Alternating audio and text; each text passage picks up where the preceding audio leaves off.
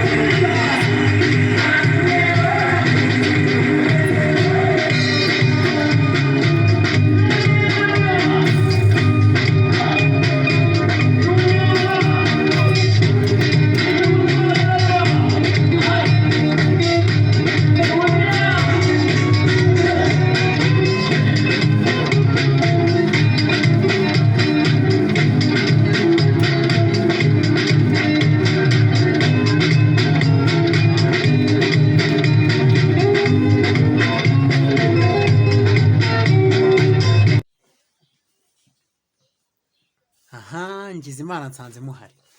hari abantu tumaze kurambirwa rwose hari abantu tumaze kurambirwa ukabwira ati ba mu groupe ya WhatsApp umbwira ati kutandika agusubiza ngo azikubita gashyi umbwira ati se kutavuga agusubiza ngo azikubita gashyi iryo ryikubita nkiryawe shaho uzashiduka wikubise n'ingumi ivanemo ijisho singaho nibereye reka nigendere aho undi se wamumishaho kugira ngo wa muntu we ibyateye ubu ngubu wa muntu we ntabwo biba byoroshye wa muntu